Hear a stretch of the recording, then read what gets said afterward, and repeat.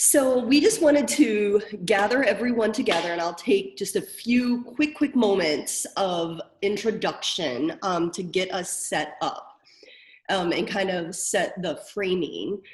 Because as you all know, we are launching the OSKB as a really exciting platform for sharing OER among the stakeholders and scholarship out there that are interested in open scholarship practices.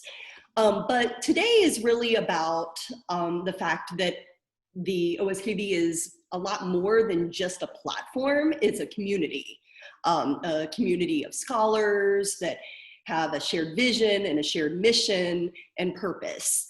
And that's kind of what we wanted to talk and think about today.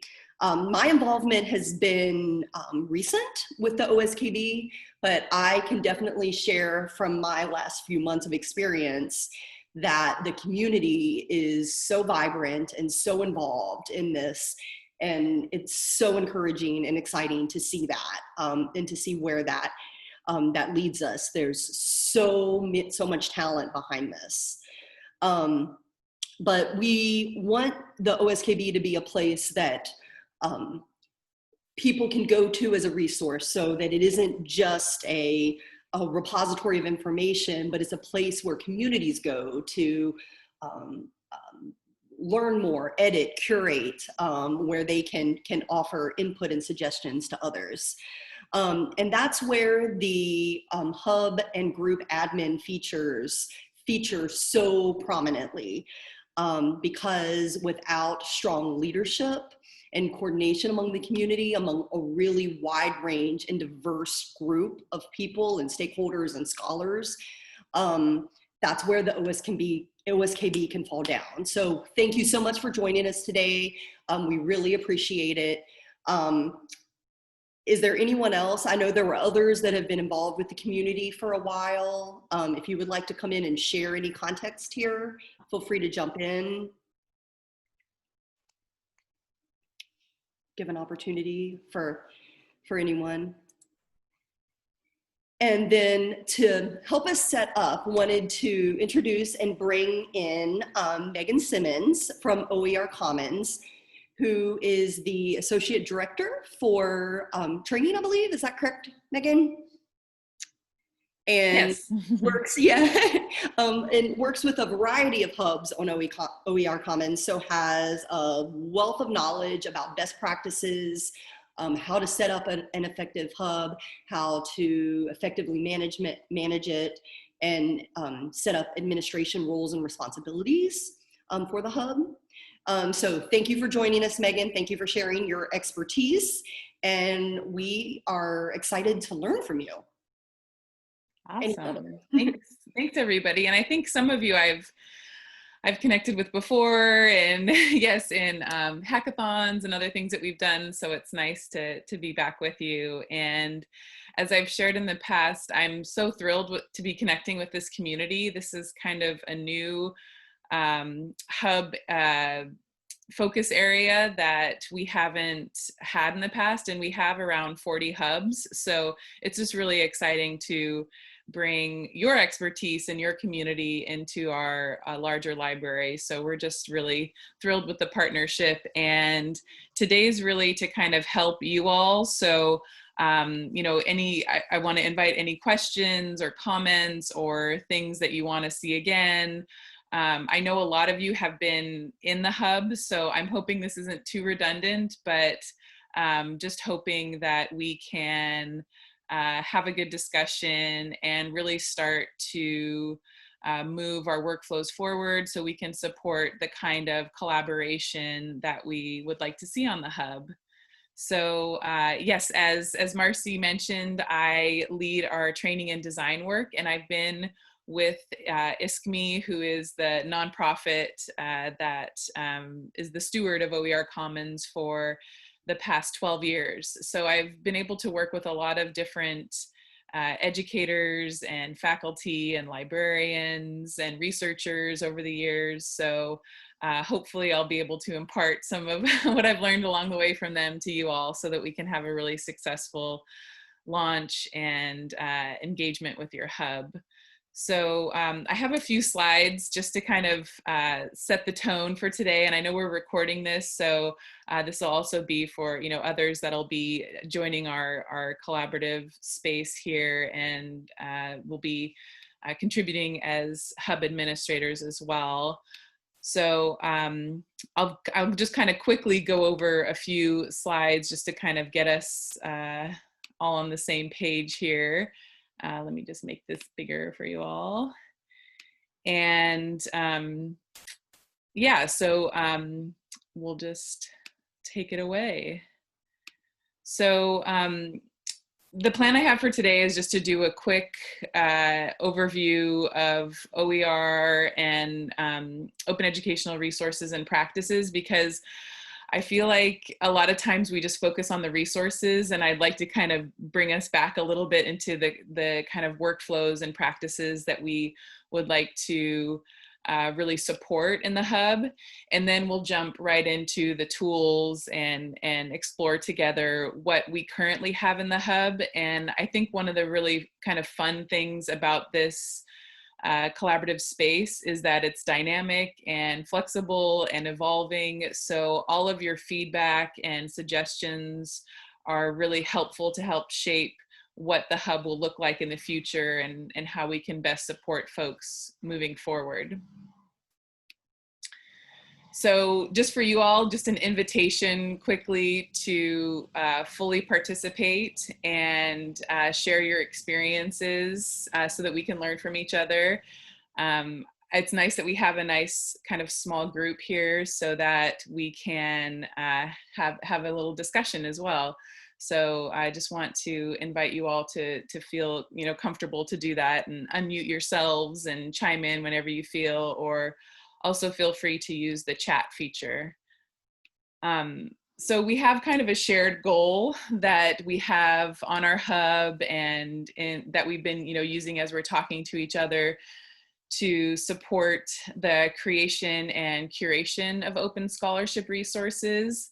But I'm just curious for you all, I know we are all coming from different areas in this work, what your individual goals are and what you hope to learn and accomplish through your work with the OSKB Hub. So would just like to pause there and hear from you all. What are some of your individual goals that you have with interacting with the Hub?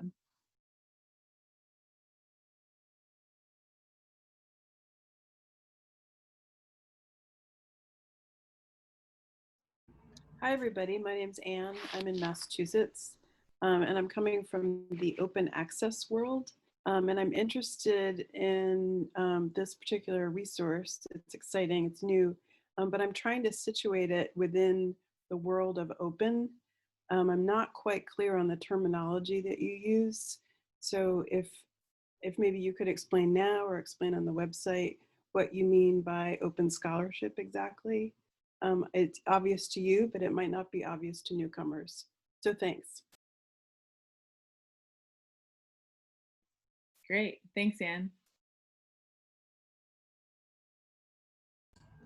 I would just say I'm been working on this for a while, so I'm excited to see it actually happen in reality now.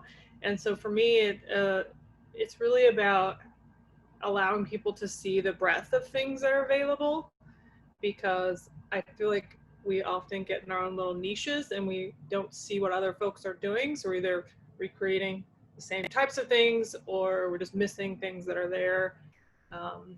And my kind of joking tagline is I love a good tutorial. So having more educational materials I can use in my class, or I can share with other people or my students, is always good.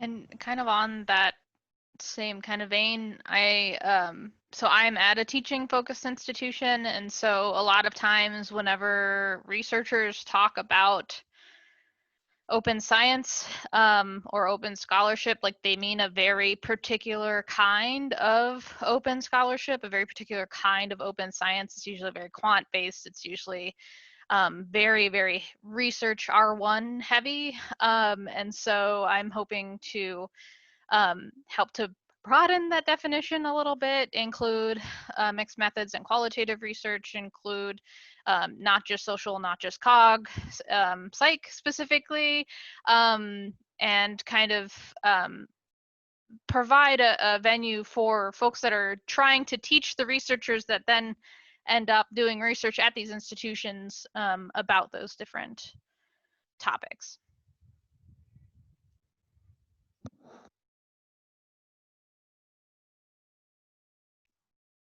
Great. Thanks, Erin. Thanks, Crystal. That's wonderful.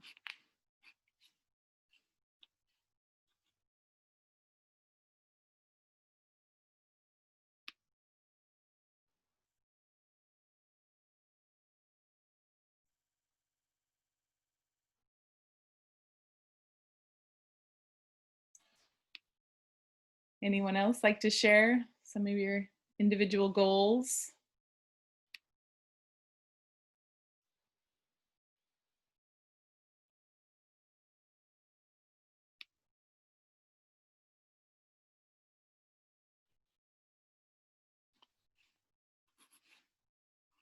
Maybe it's hard to say when we haven't jumped in and looked yet.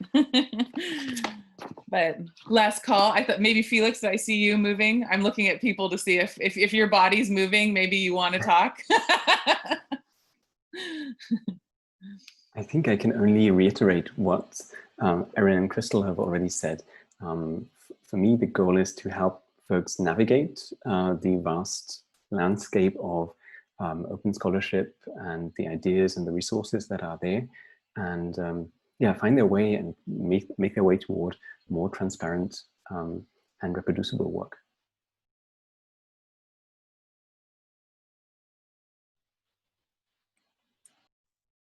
Great.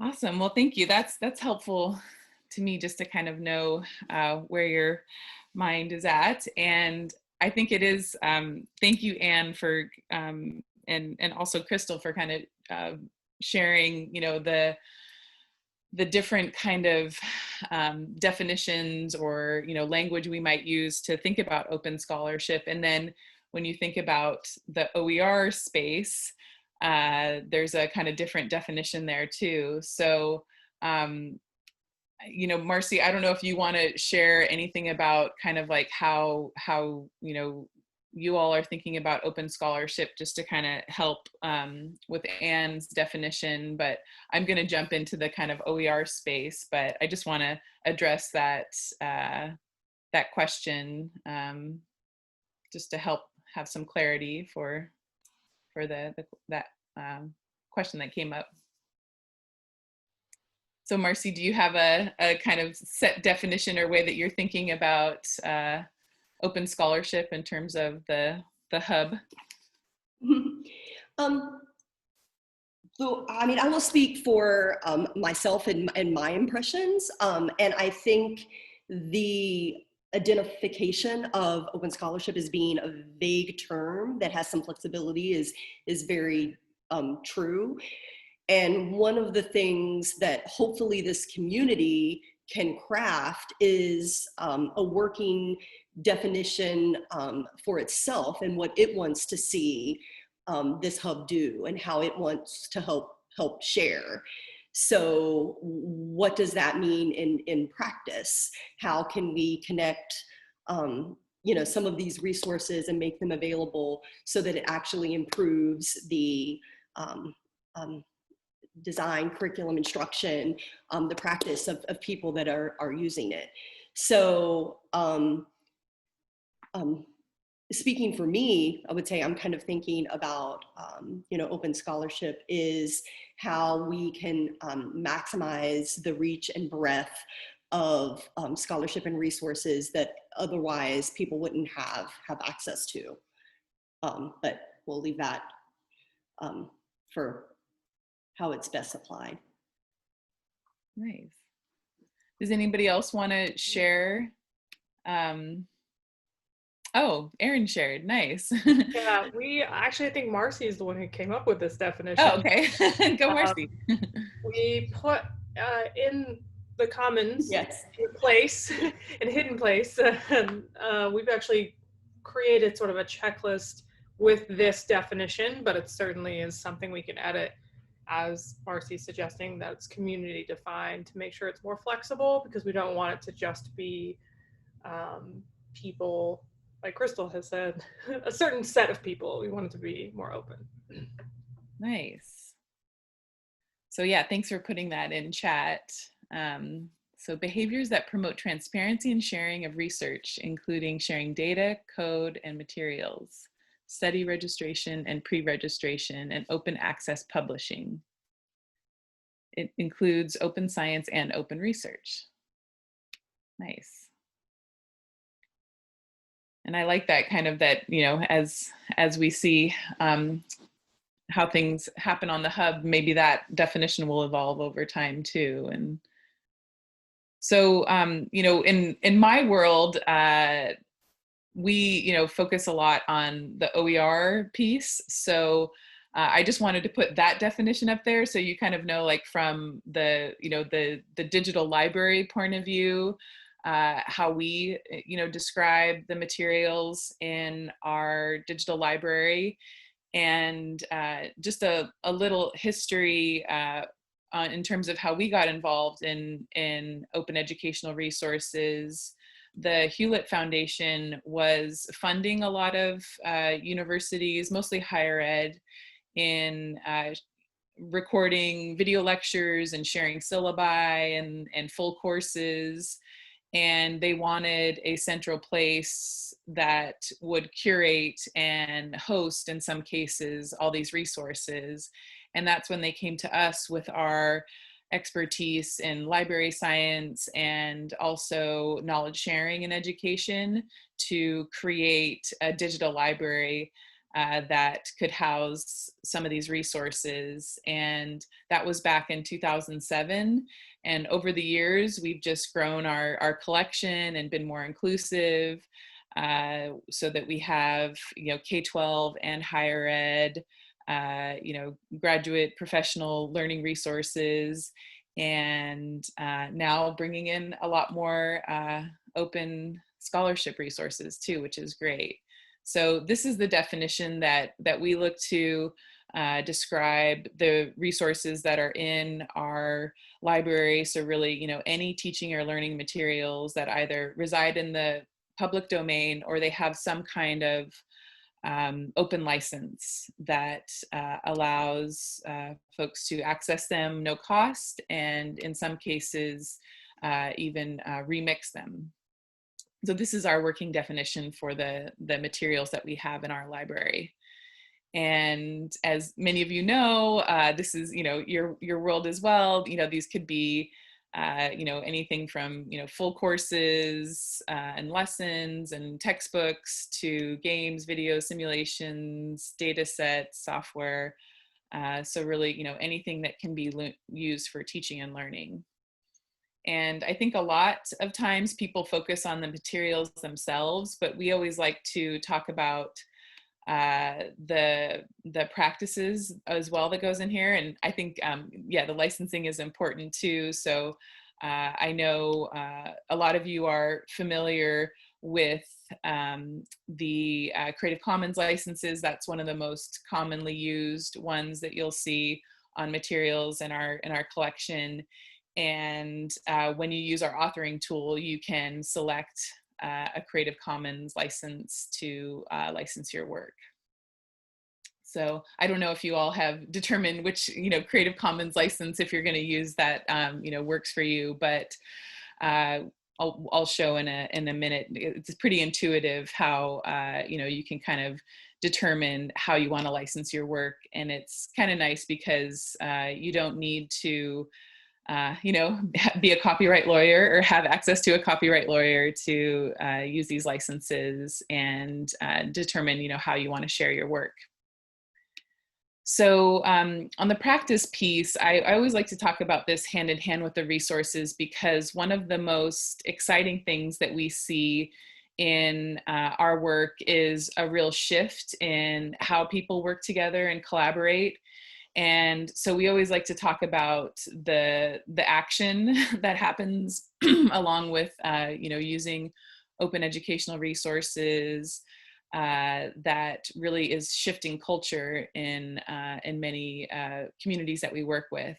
So when we're talking about the practice, we're really looking at this different type of, especially in education, way that people are relating with each other and sharing and learning through the use of open educational resources.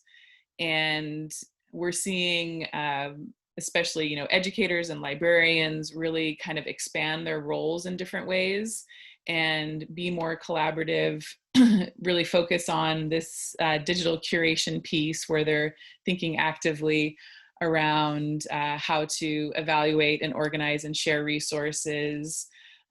There's also this whole instructional design piece that is really exciting, where folks are thinking more deeply around how they can create materials that can be used easily in schools. And then we also have this leadership component too, where, you know, the great work that we do in the hub doesn't just live within the community that we have right now, that we're also actively sharing and training and presenting what we're doing with others to build awareness.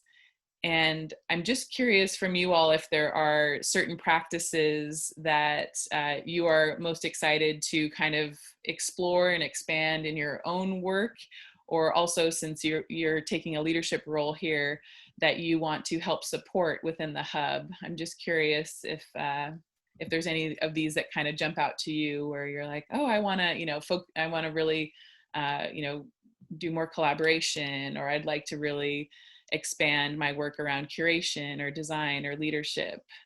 Do any of these kind of jump out to you as areas that you'd like to grow and leverage through your work with the hub?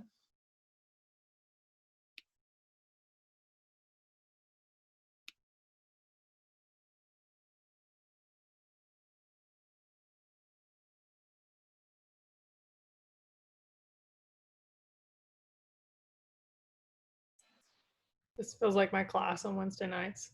I think I would just say curation, because that is kind of a big goal of finding the things that I know are out there so I can use them. Yeah, absolutely. And Brian's interested in the collaboration piece. Nice.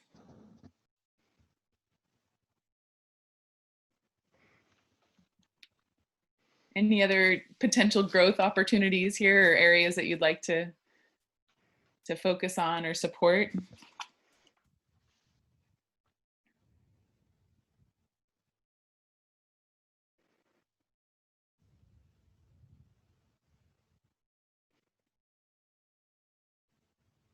I'm always, as a community psychologist, I'm always, you know, into advocacy and building awareness. So I think that that's something that's particularly important, especially given the challenges that educational systems are going to be facing here. Well, they're already facing, and were facing before the pandemic, but especially post-pandemic, having that space to build advocacy, or especially around like open educational resources and stuff like that, I think is going to be really important.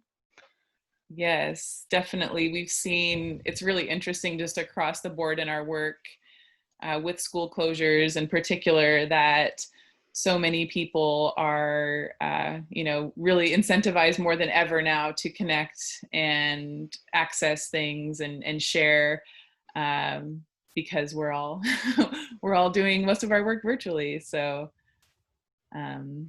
great.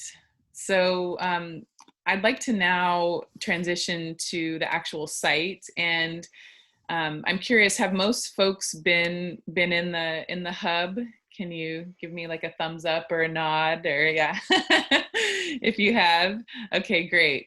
So you know, really, if you have, you know, specific questions or things you want to talk through, but my plan is to kind of give an overview of what we have as it stands today, and then dig a little bit deeper into some of the areas that are in particular interest for folks that'll be hub and group administrators. So here we are.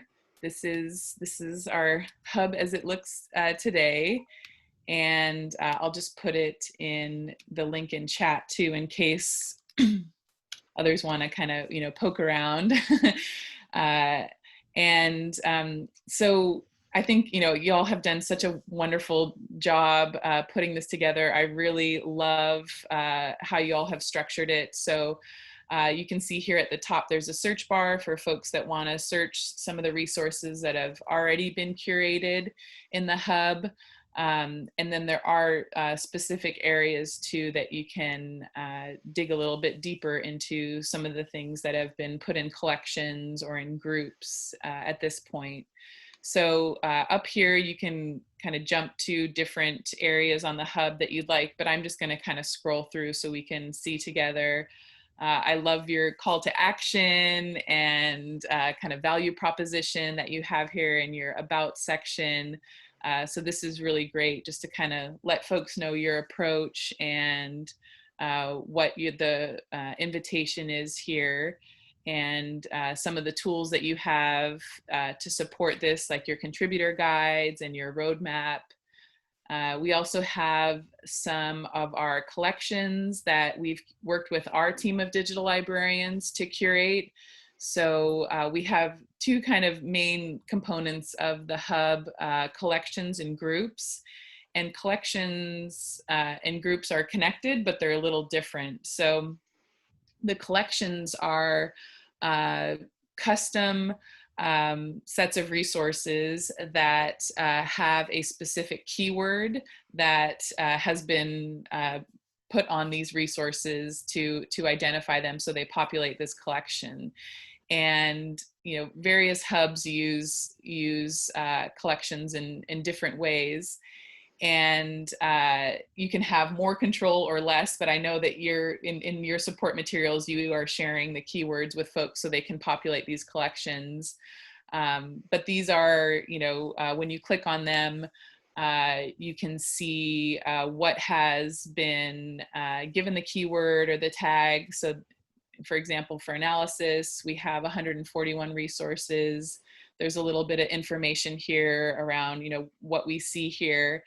And one of the nice things is you can filter these resources. So like, rather than having to scroll through 141, you can refine it by subject area.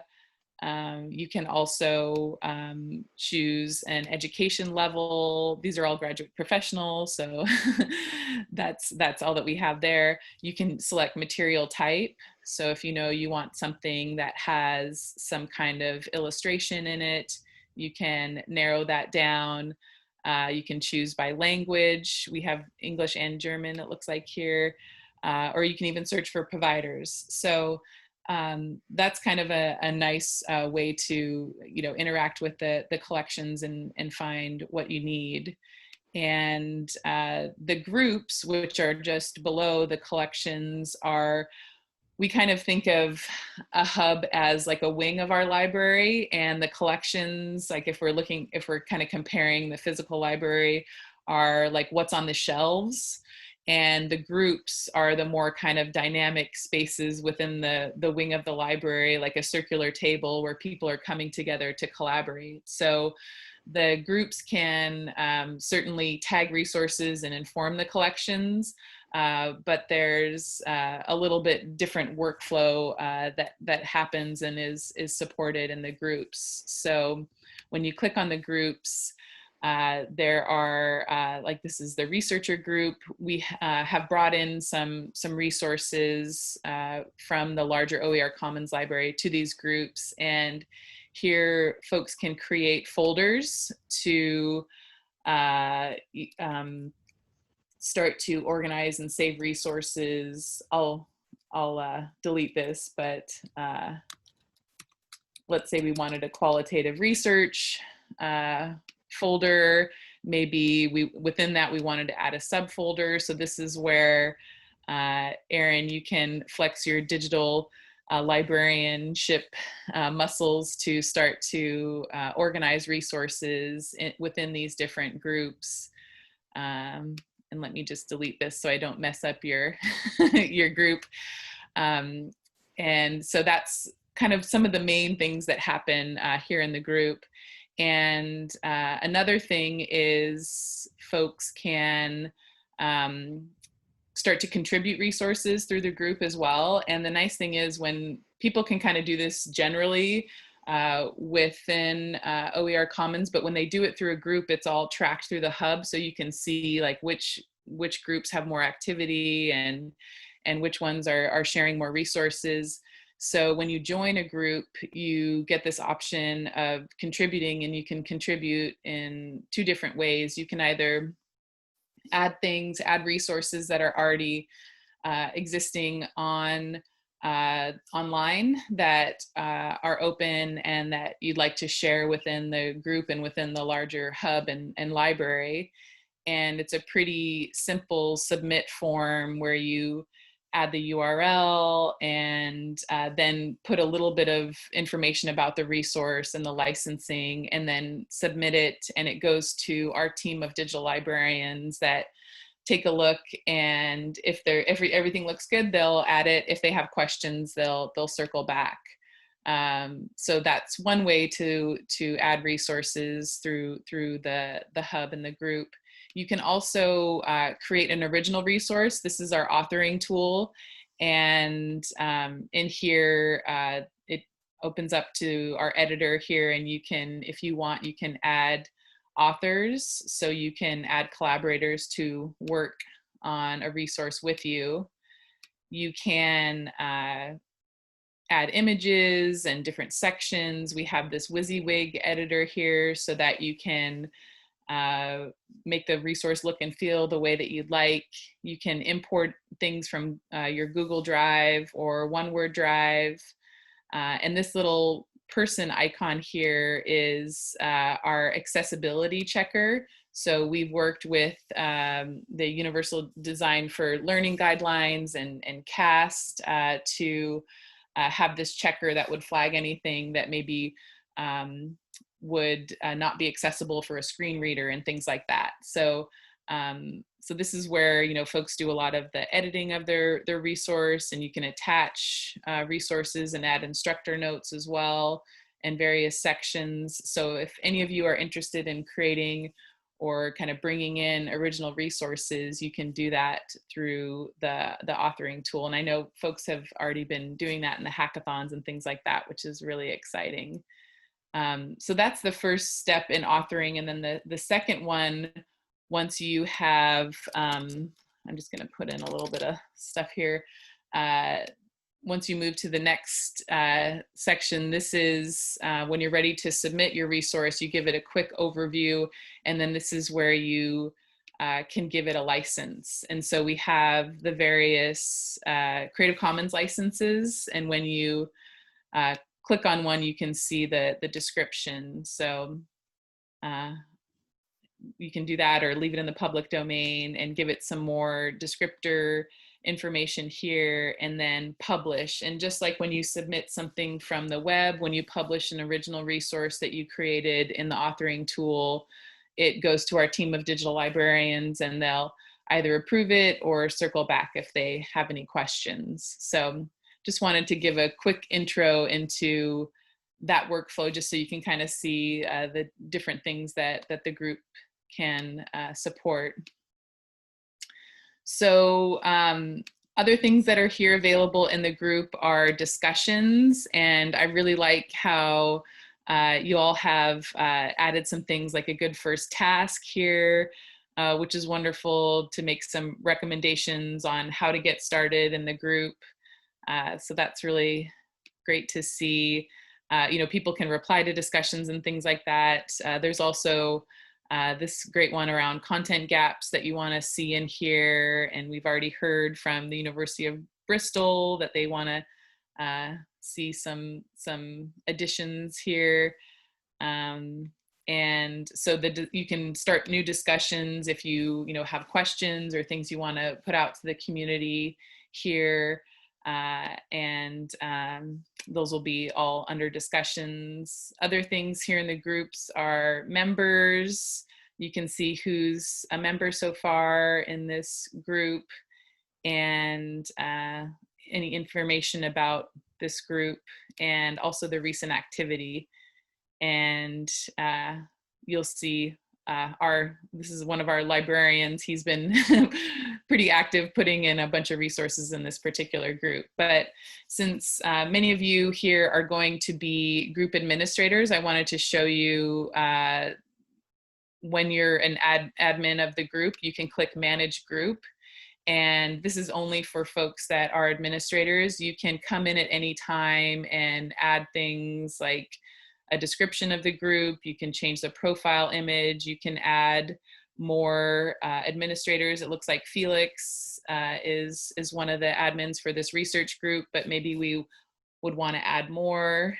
And also in here, you can do membership control. So if you, for those of you that want to invite people to be members of the group, you can do that directly through here and add their email addresses in here and send them an invitation, which is kind of nice because they get an email from the group with a link to how to join. So, and also right now we have it where I think all the groups are set where they need to have approval. So that's one of the tasks of the administrators, is approving folks for the group. But at any time you can change it so that anyone can join. And right now the admin are getting notified when someone requests to join the group. So yeah, that's a little behind the scenes of the group admin. I just want to pause real quick. I know I've gone over quite a few things, but is everyone here already a group admin or going to be a group admin? I'm just curious if you have poked around and explored the groups, or if you're interested in being a group admin. That would be great to know right now too. Not yet admin, thinking about it. Okay.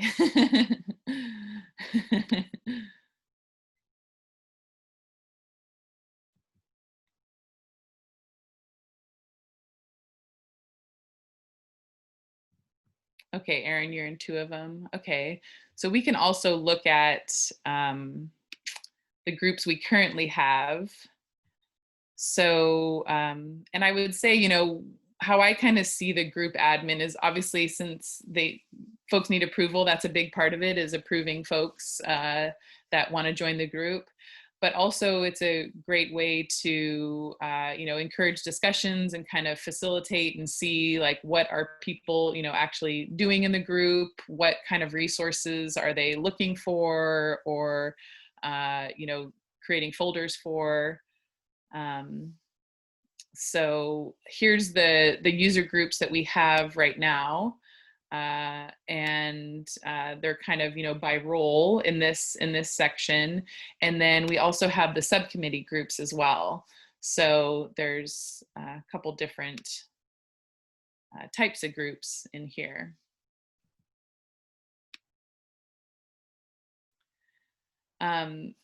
So those are the groups, and that's kind of where a lot of the kind of grassroots action is happening, and folks are doing their work there.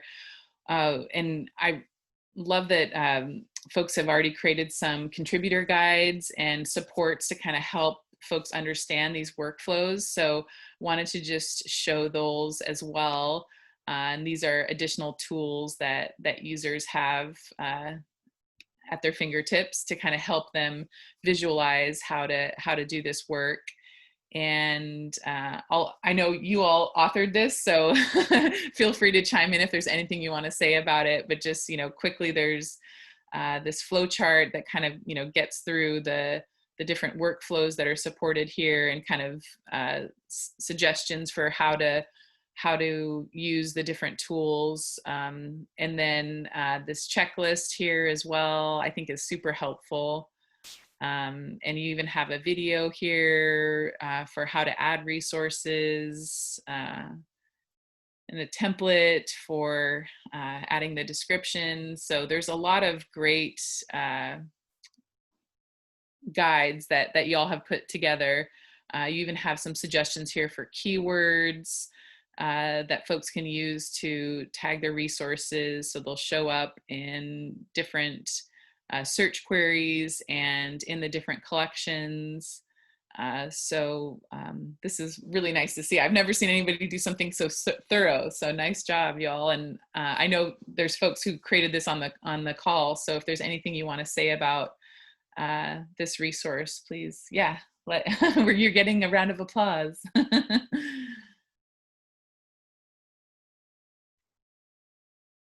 Is there anything in particular we want to kind of highlight here, or just let people know it's available?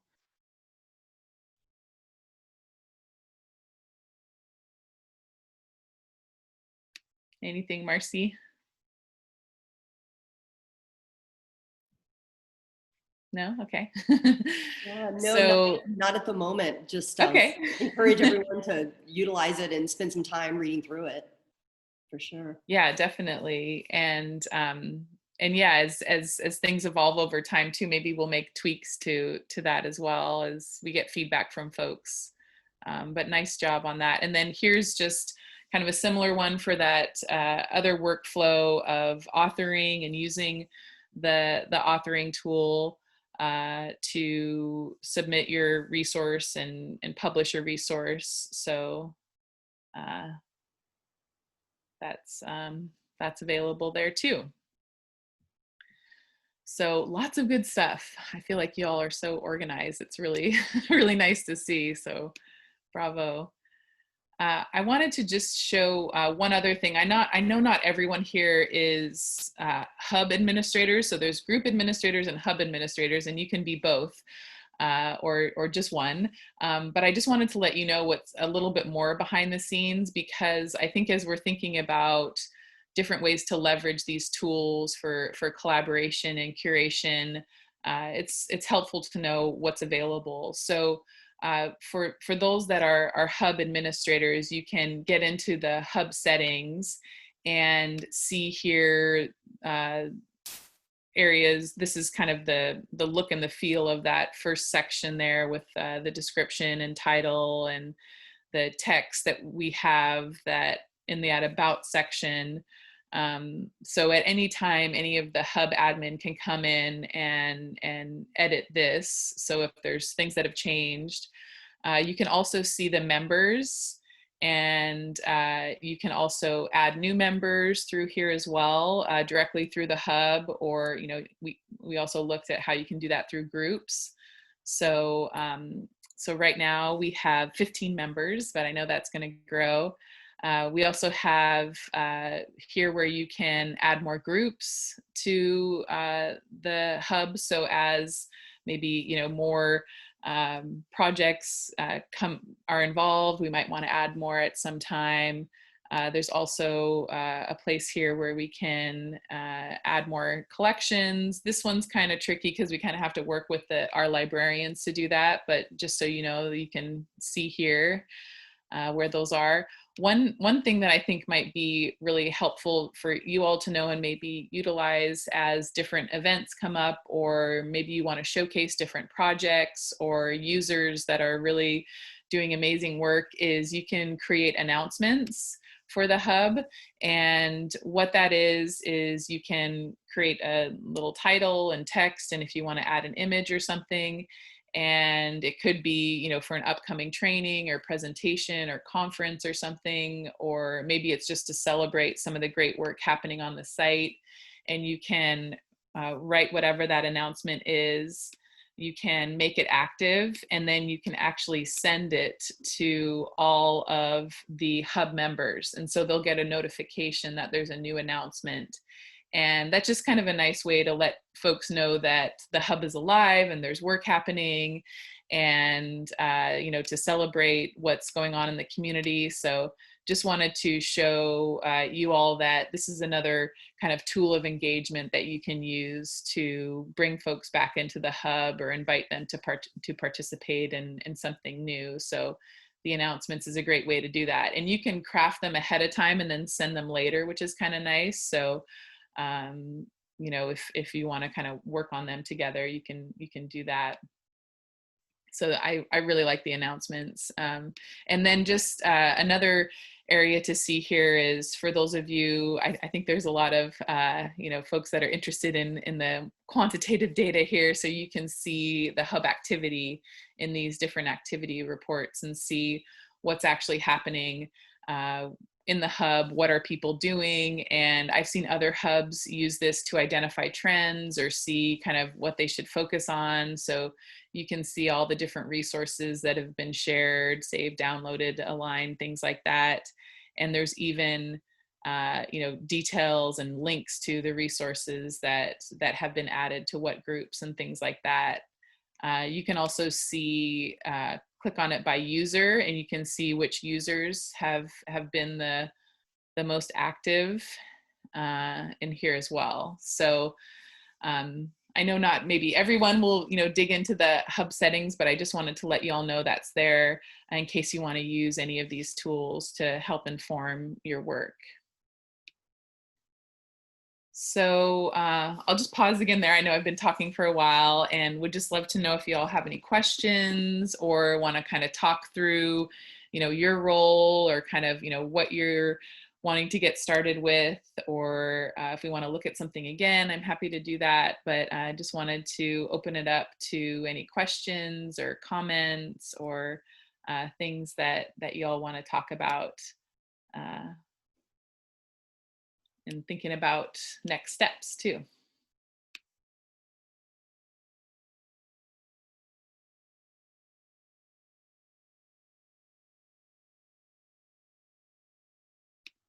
I'll stop sharing so we can look at each other.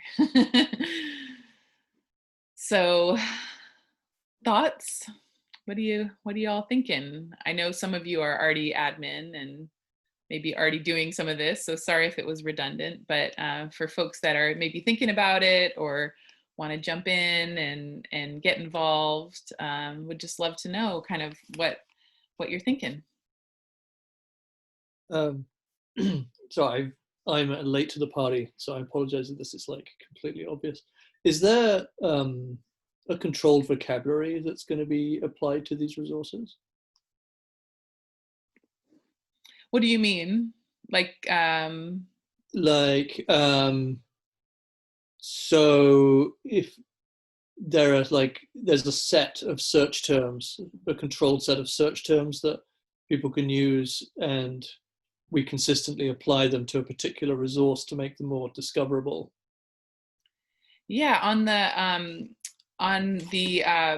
I'm not sure if you were here when we looked at the there are a couple guides that have some terms on them. I don't know if others want to share, specifically that I can share my screen and show you that. But I think that is kind of what has been created so far. So down here in adding resources, we have some terms. Sorry, I got to scroll down a little bit to get to it. So here are some of the keywords that have been. Is this kind of what you were thinking? Yes. Okay. Yeah. So there's kind of the audience and the kind of topic area or subject area. And then we also have keywords specifically for the collections of the hub too. So any of the resources that have the data keyword will go into the data collection. Okay. Yeah. Is there anything here that is missing, or did you have something in mind that you wanted to see in terms of the vocabulary? No, I didn't see anything missing. I've been poking around a lot on fairsharing.org and working with their DROW, which is, they've come up with this controlled vocabulary that pretty much arranges every term. They've merged a whole lot of other controlled vocabularies, and it's got every term that everybody could want to use in it, like all set up in a big vocabulary. It's pretty cool, but it's sprawling. There's like thousands of terms in it, so I don't think that would be a useful thing at this point. Okay. And Anne said, do we have plans to link the list of keywords to external vocabularies like Wikidata? Any thoughts on that?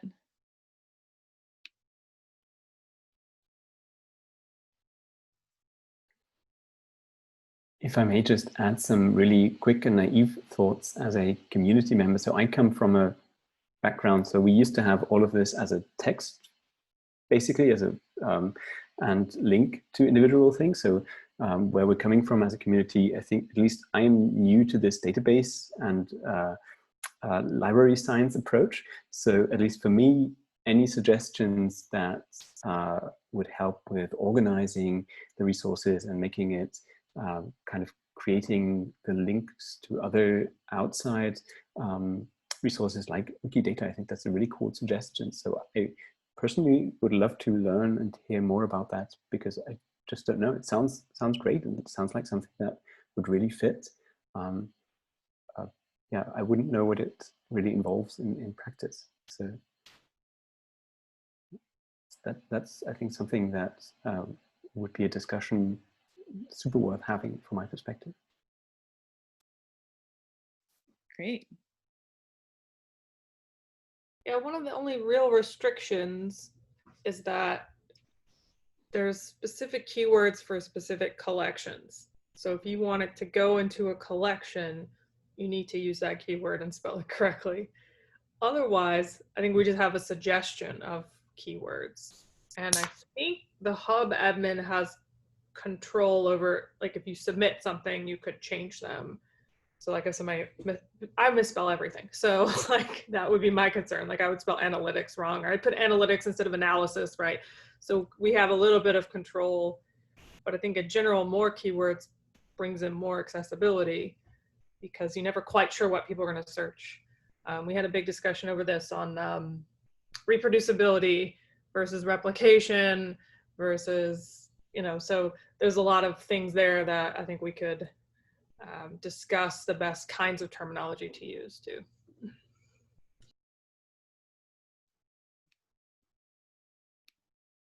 Yeah, that's such a good point. And I want to just show, in the crowdsource kind of nature of this open work, this is just an example resource I just clicked on from one of our collections. And sorry, you can see I have special permission, so you can see more than when you're logged in. But OSKB has their own endorsement, so you can kind of give resources your own stamp of approval. So that's kind of cool. When I was talking about tags and keywords, really any user can give a resource a new tag.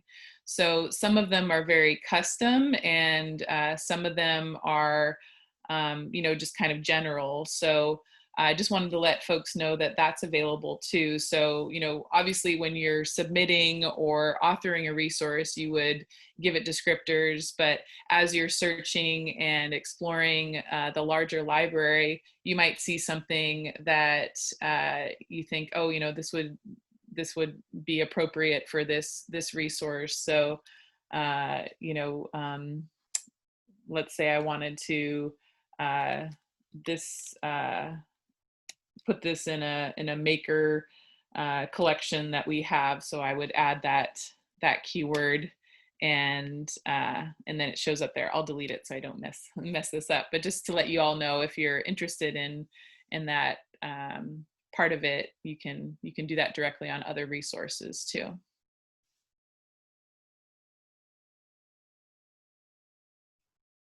And this is all kind of, once your resources are published, this is what folks will see. This is the metadata descriptor page that has all the information that you would have added to the resource when you published it or submitted it. And also with the crowdsource piece, folks can add comments on the resource. And sometimes people put recommendations or how they might use it or what they liked about it. So you might find that too on your resources that you submit, that people add that kind of information or as you are doing some searching. So kind of fun. Lots of different ways to engage. So I know we just have a few minutes left, but I just want to open it up if folks have any more questions or next steps. I know we have another training coming up that will be looking more around engagement and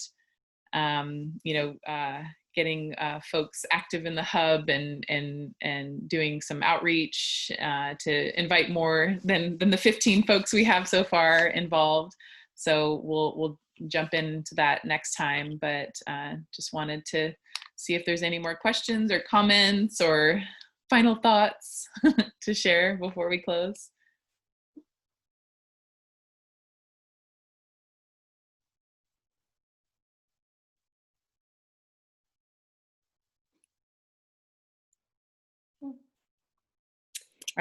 Are there any, oh, sorry, Marcy. Oh, I just wanted to say thank you so much, everyone, for joining and spending some time with this. Really appreciate it. If you're interested in pursuing this a little bit further or looking into being considered as a group or hub administrator, please reach out to me and I'll be happy to facilitate connections with the groups and put you into touch with those appropriate contacts and start that ball rolling. And also just want to invite everyone to participate in the community call for the OSKB that we have coming up on September 8th. This was a pretty large overview, but at the calls, we'll dig in a little more deeply into some of these issues in substance. So it's a great opportunity, for instance, talking about linking the keywords would be a great discussion topic there. So it's the link to that is on the OSKB Hub website as well, but invite you to please join us on September 8th.